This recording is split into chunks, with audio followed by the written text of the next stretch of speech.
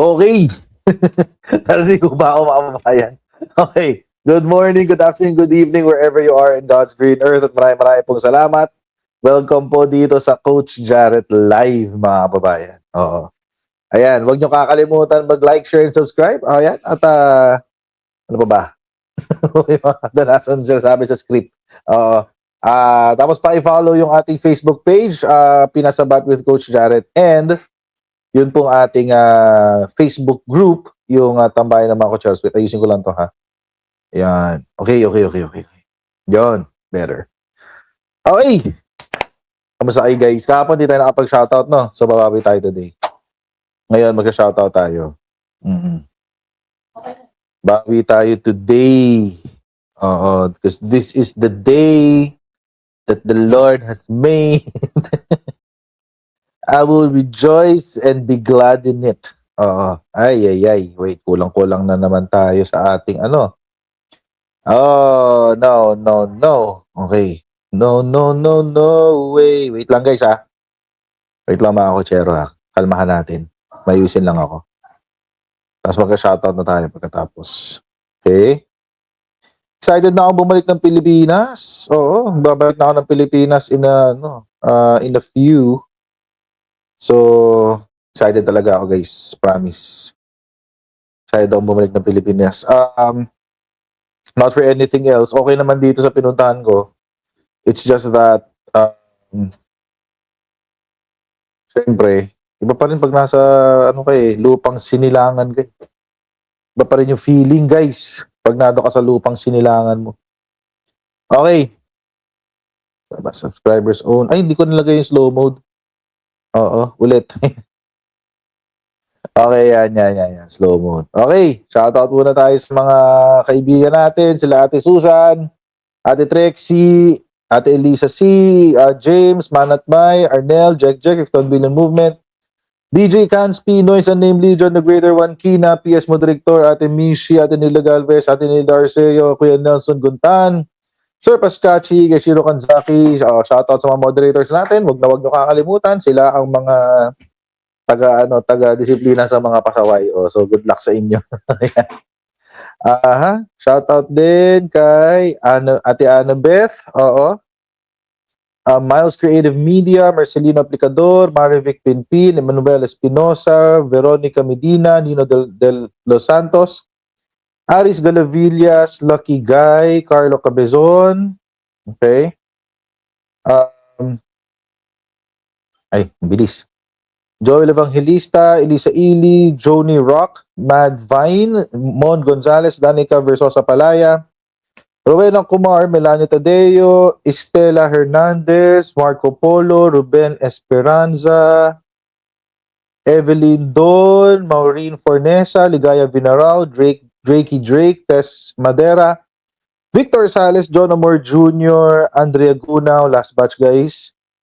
Lily Dimagiba, Aurelio Biluan, Melody Canuto, Leonardo Mendoza, Splash Brothers, Gigi Nieves Cano, Alan, Marites Samonte, Gloria Baritos Dato, Twisha Sacred Field, Joyce, Vivian Narcos, at si Pinky M.A. Ayan. O, kay Ken Kulits din, habol. Ayan. Shoutout kay Ken Kulits. Okay. Game. Ay. Gumalaw. Nabangga ako ang ating screen. Ang ating camera, power camera. Ayan. Ano ba yun? Oo. Anyway, teka lang, lagyan na natin yung ating topic. Ayan. Uy. Ba't ayaw? Bakit ayaw? Wait. Okay. Ulit. Okay. Ayaw mag-share screen. Ba't ayaw mo mag-share screen? Okay, wait lang, ha. Ayaw mag-share screen. Wait. Tinopak na naman ang ating what do you call this? Ang ating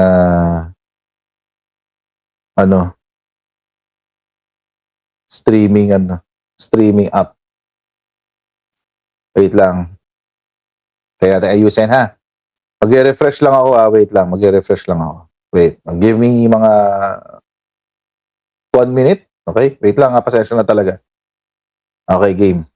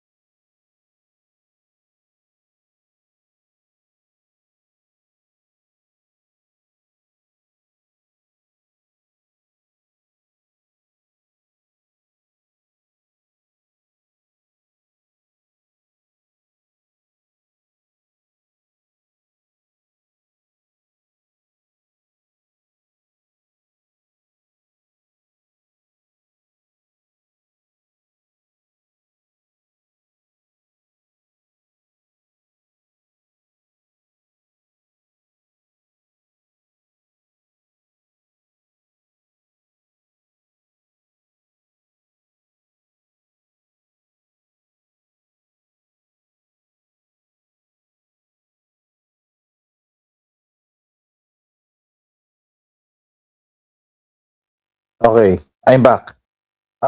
Sorry. Nag-hang yung computer ko eh. Ay, nag-hang pala yung aking ano. Sorry. Ay, nako. Ayaw niyang kumabit. Kabit ka, boy. Mhm. So, kailangan tanggalin ko raw yung aking AirPlay session. Wait lang ha. Kaka-problema na naman ako. Diyos ko. Goodness gracious.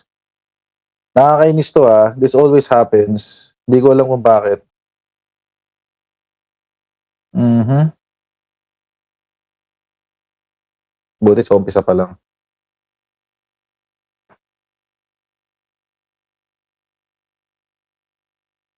Yun. Okay. Now, pasensya na guys. Pasensya na talaga.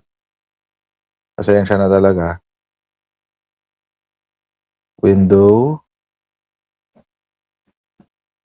Okay.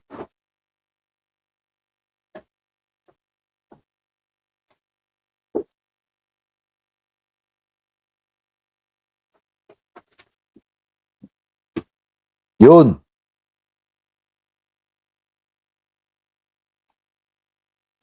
Okay. Pasensya na talaga. This should not have happened. Yan. Okay. Okay. Nagpapahiwatig na naman ng major upgrade. Wag naman, kakapagawa ko lang na itong laptop ko. Kakapagawa ko lang nito. In fairness, nung pinagawa ko 'tong laptop ko na 'to, 'tong MacBook, yung unang quote sa akin ng ano, ng nung unang quote sa akin ng Apple Service Center, nasa 50 to 60K. Oo, ang unang quote niya. Mm. Tapos, dinala ko sa iba. So ngayon, voided na ang warranty ko. Hindi na ako hindi na ako makaka-Apple Service Center. Um, pero basta ayos nila. I mean, I found out the monitor is not the problem. It's actually the board. Kaya doon ako napamahal sa board. Pero hindi siya naman umabot ng 50K, parang mga 20, 30K lang. Yung repair ng board. So, ayun. Wag ko kayong bibili ng MacBook M4 o M4 model. Kasi yun din ang sinabi sa akin ng ng pinagpagawan ko. Sabi nila, marami daw talagang defect yung M4. So, but wala. Kailangan maibalik ang investment. Kailangan magkaroon ng return on investment. So, wala. Tiis-tiis tayo, guys. Okay. Alright, game. O, game. Topic na tayo. Masyado na tayo na-delay. Oo, nasira pa yung, tinopak pa yung ano ko. Yung laptop ko.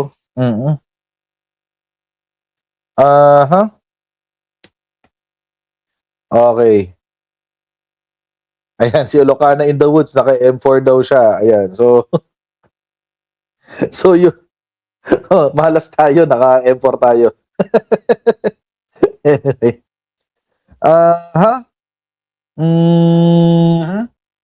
Okay, so pag-usapan muna natin ito isang topic and then we'll move forward naman doon sa iba.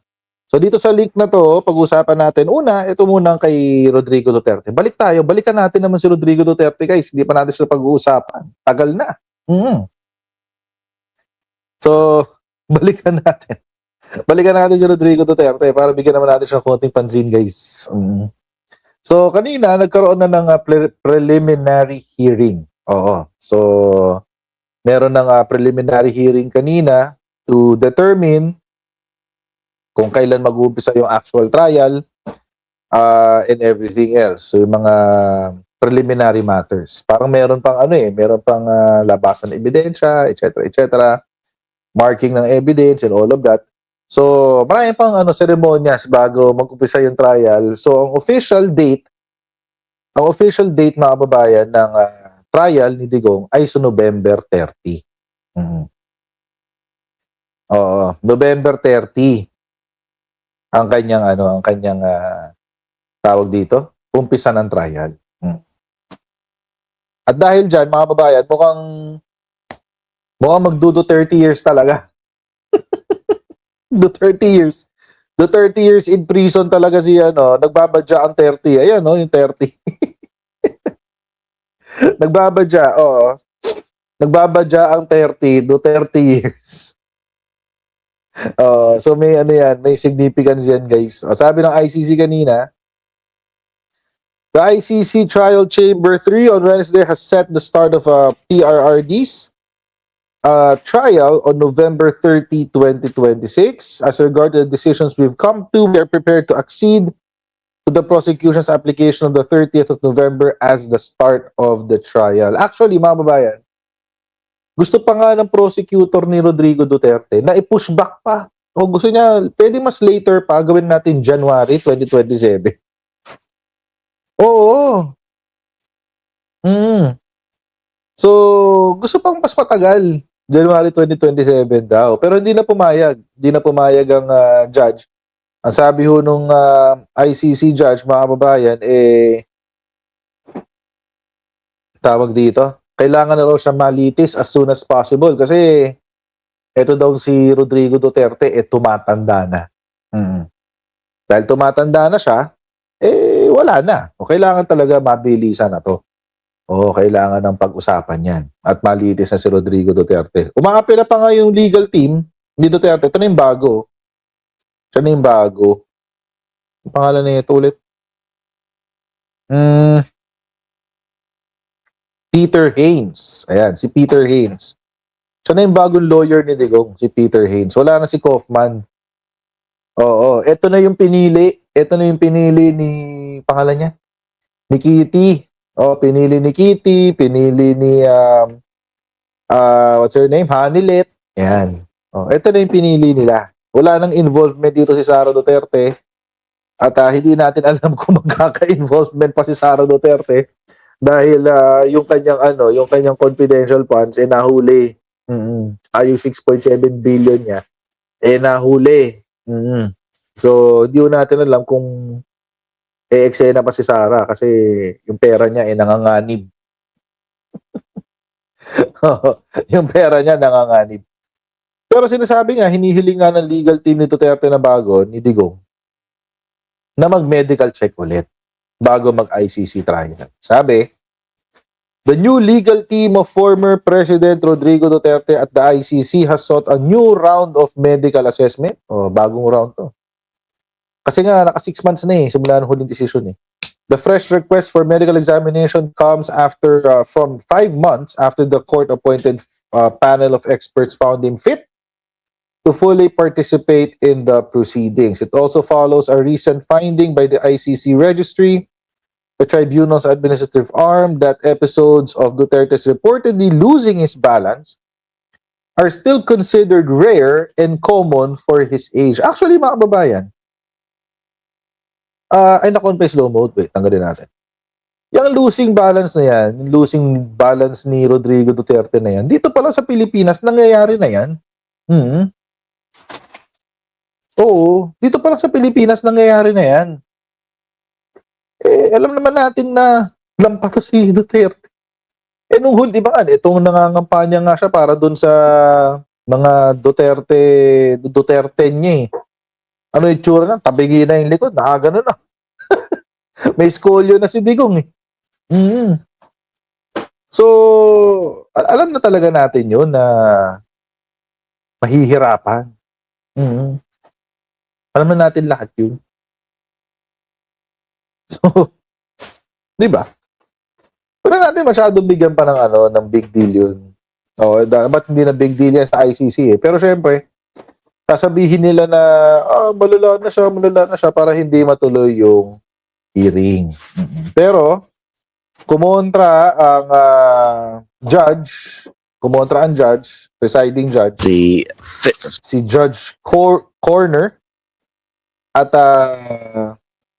tawag dito, hindi pwede. Kailangan November 30 tayo at papayagan doon yung medical exam.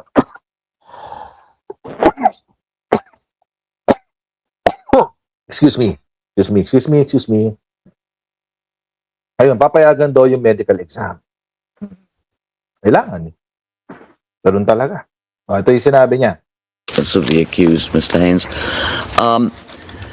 As you rightly pointed out, and you filed a motion to that effect, the finding of fitness related to the confirmation proceedings, and the Chamber is obliged to make a separate finding on that issue. And you very sensibly propose that the three gentlemen who examined him for the purposes of the confirmation proceedings should be re-instructed to re-examine him. So and we propose to for fitness. Make that order hopefully either today or tomorrow. You also ask that they be made available for questioning. I think we will, the first thing to say, it makes sense because these three experts examined him for the purposes of the confirmation proceedings. Therefore, they don't have to go back over all the background that was taken on the last occasion. As regards having them brought for any questioning by the parties, I rather think we'll wait and see what the reports say before we make such a decision. I agree, Your Honour. Thank you very much. In that case, as I say, I only hope that they can carry out the assessment with some speed. So therefore, at the moment, it's a bit difficult to set a schedule for trial until we've had an up-to-date report. But it seems to be that because of his age and potentially medical problems, there will have to be a day off, and I see the suggestion is that it's in the middle of the week.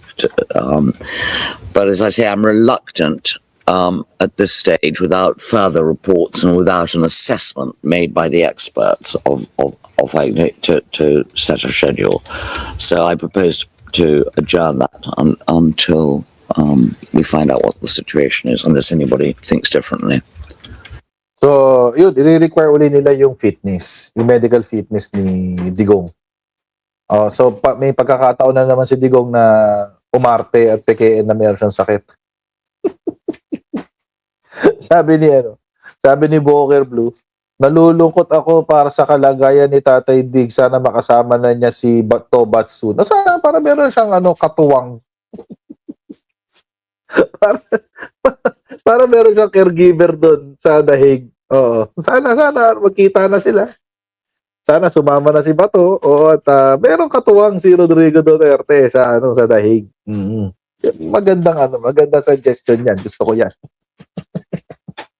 Oo, di ba? So sana mangyari na 'yan. Pero ito bihira ko naman 'to gawin, pero wag sana ako i-copyright ni Flip Top. Sila kasi ito sa akin kanina. Sila ito sa akin kanina. Sabi niya, panoorin mo ito lang, nakakatawa to. Sabi ko, ay sige, sakto, sige. Itatapin ko si Digong eh. Oo, baka naman meron tayong makakuha dyan. Sila ito sa akin ng misis ko, tawa siya ng tawa. So ako, tawa na rin ako ng tawa. Kasi alam niyo mga kababayan, bilang isang dating Duterte supporter, DDS din naman ako. Dating Duterte supporter. Sino dito yung mga dating Duterte supporter? Mga DDS na dating. Di ba? DDS din naman ako eh. Dating Duterte supporter. Oo. Bilang isang dating Duterte supporter, mga babayan. Ito yung ito yung nararamdaman ko sa ngayon kay Rodrigo Duterte. Kung ano yung sinasabi dito ni Kuyang Flip Top. Oo. Kung ano yung sinasabi niya, ito yung feelings ko sa mga DDS, sa mga diehard Duterte supporters ngayon na syempre bilang isang content creator din naman sa social media. Ayoko masyado maging ganito ka-harsh. Oo, ayoko maging ganito ka-harsh. Pero ang harsh ni Kuya dito sa DDS na to. Ito. Hindi ko alam pangalan niya eh. Pero ito naka-blue, dati siyang Duterte supporter. Tapos ito naka-pula, DDS siya, DDS. Oo. So, nag-viral yata to kasi dami rin ng gano'n eh. Nag-send sa to eh. Pero yung napansin ko yung sa misis ko, syempre, sa kanya papansinin ko. So,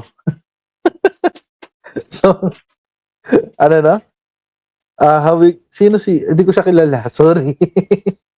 Oo. So, panoorin niyo lang. Kasi ito yung nafe-feel ko sa mga DDS ngayon eh. Ito para kay Kuya na to.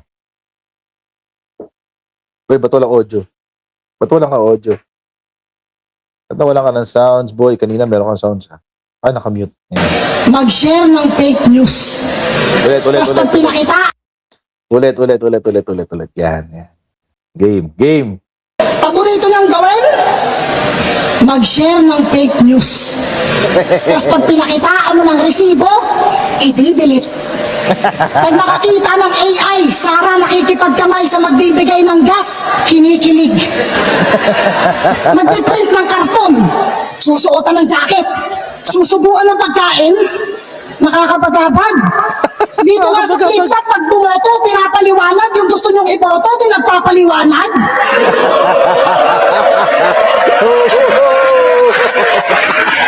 Kim Janelle, magturo sa mga estudyante mo kapag history yung subject? Paano mo pinapaliwanag kung sino yung sumulat ng Moli at El Pili at yung pinakarason kung bakit? Tapos pag naiisip kong taon-taon, paulit-ulit na yung tinatapik, ang sakit sa anit. Sa mga estudyante, payag kayo, yung nagbibigay ng test, di marunong mag-fact check. May dumating yan na oil tanker, pangalan Sarah Sky, may post agad to. Para kang sintubre. Kahit Brunei, di kayo bibigyan ng gas kasi harino si Roque. Bibilis, bangag, karton, maleta, nagtatalo-talo pa talaga itong mga gago na to. O kay Imelda, may mga pinawing alahas. Sa inyo naman, may nakatagong bato. Speaking of bato, mga suntok mo parang bato kasi hindi pumapasok.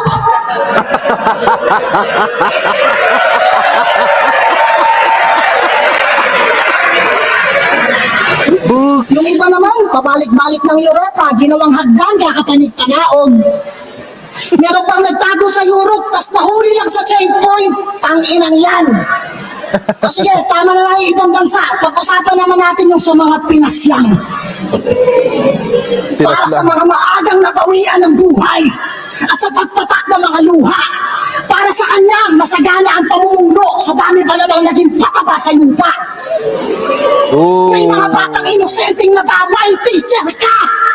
May nawalan ng anak, kapatid at pamangkin. Loyalty mo wala sa bayan, putang ina mo si Plaridel ka pa man din.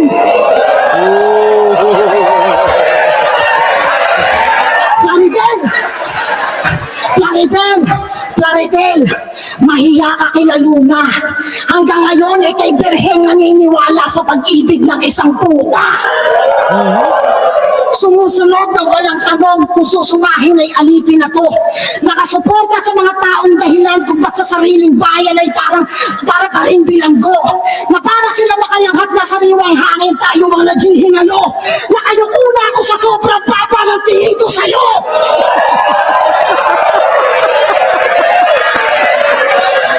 Ano?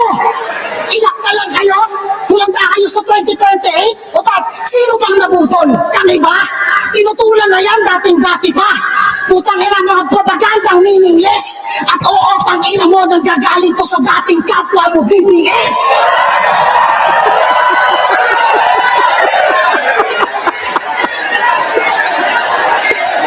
Shout out mga DDS. Ano? Budol? Tayo na tinutulan na yan dating-dati pa. Anong unity? Pwe! Pilipino! Laban sa mga mapang-abuso, yun ang tunay na pagkakaisa! E paano kung yung mga pinagdaanan ng iba, yun naman ang maranasan mo? Ikaw naman yung malagay sa sitwasyon na dating nilalait-lait at tinatawan-tawanan nyo.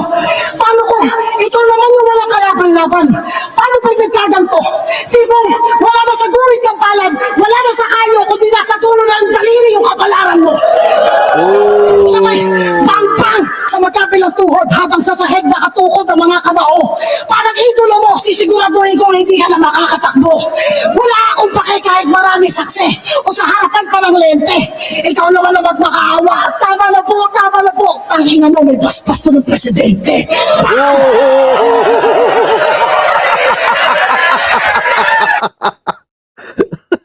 Gusto ko yung huling linya na yun, promise. Gusto ko yun. Gusto ko yun. Alam niyo, mga kababayan. Swerte lang to mga DDS na to, hindi sila inabutan eh.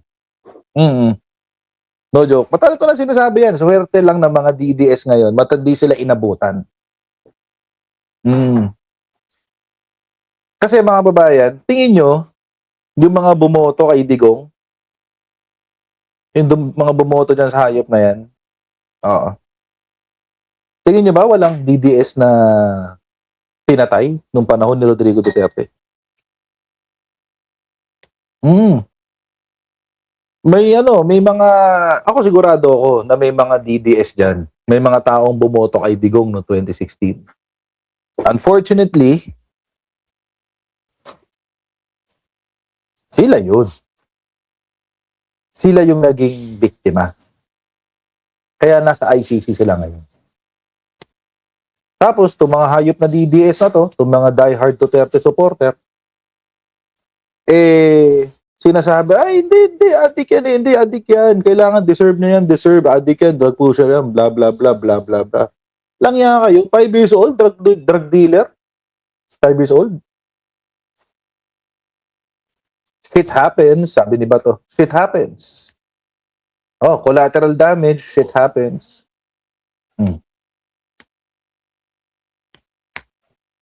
Diba? Mamulat-mulat na kayo, huy. Kaya magduto 30 years in prison yung hayop yung presidente. Swerte lang talaga kayo, hindi kayo inabutan. Swerte lang din yung mga addict na hindi tinamaan. Swerte lang yung mga drug lords na hindi inabutan ni Digong. Bakit? Eh, yung mayaman si Digong dun. Diba? Michael Yang? Diba? Michael Yang? Sami Uy? Swerte lang ng mga drug lord na pinatakas ni Digong.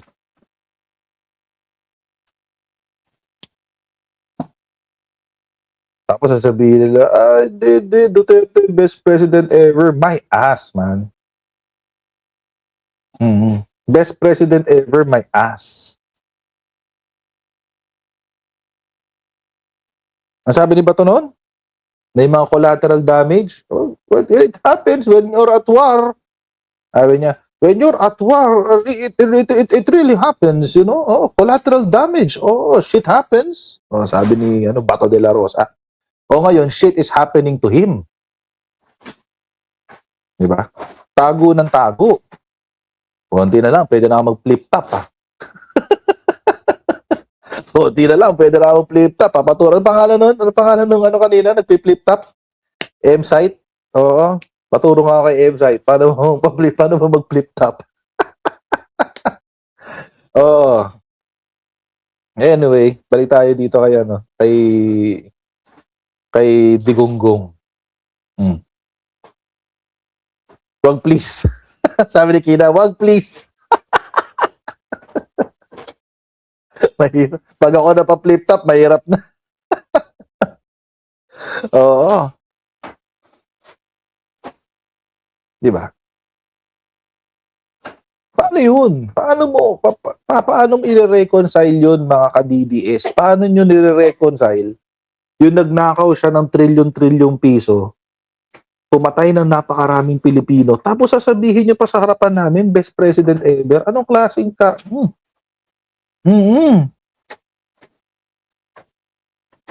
Anong klase yun?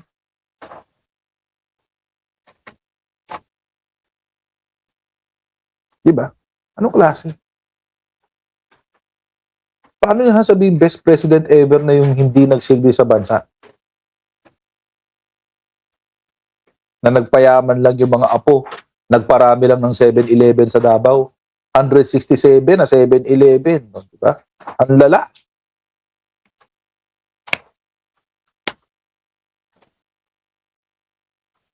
Paano mo i-justify yun? Paano mo sabihin best president ever kung may 51 billion pesos na flood control dyan sa Davao City tapos hanggang ngayon, hanggang leeg ang baha? Hanggang ngayon, hanggang leeg ang baha. Sabi ni Pulong, hindi lang naman sa flood control yung 51 billion eh. Ha? Hindi lang sa flood control? Bakit hanggang ngayon walang maayos na kalsada dyan? Wala nga kayong wala kayong sariling university. Yabang-yabang nyo dyan sa Davao. May sarili ba kayo university maliban sa Ateneo de Davao? Yung talagang State U? Wala silang State U, men. Buti pa nga Manila City may pamantasan ng may PLM Makati may UMAC. Mga kababayan, Muntinlupa may sarili. PL Moon, pamantasan ng lungsod ng Muntinlupa. Ang liit-liit na city ng Muntinlupa. May sarili.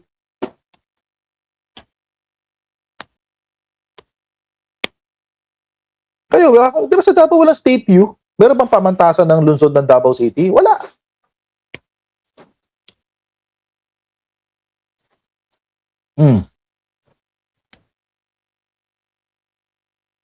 Ateneo de Davao meron, but that's a private school. UP, oo. Pero iba yun. State yun ng buong Pilipinas.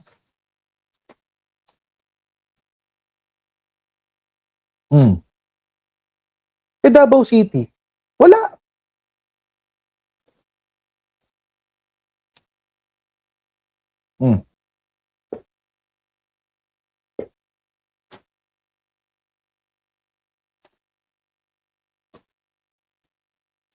Ilocos Norte nga, may Mariano State University. Diba? I mean, tapos sasabihin nyo sa amin, Singapore? Singapore ng Pilipinas, ang Davao City? Singapore!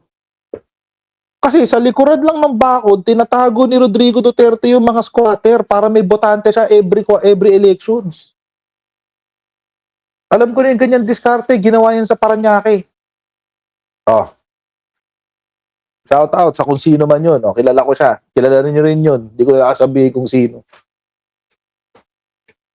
May mga alagang informal settlers para may botante siya. Para every election may botante siya. Sa Muntinlupa may ganyan din. Para may botante yung mga liberal sa Muntinlupa. Alam ko yan. Shout out sa mga taga Muntinlupa.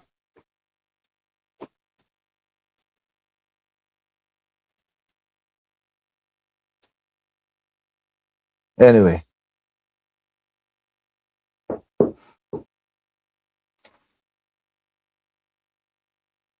Maayos kayo, mga DDS kayo. Hindi na nyo na mahal ang bansa. Ang mahal nyo na yung si Duterte. Hindi Pilipinas si Duterte. Hindi siya Pilipinas. Ang Pilipinas tayong lahat.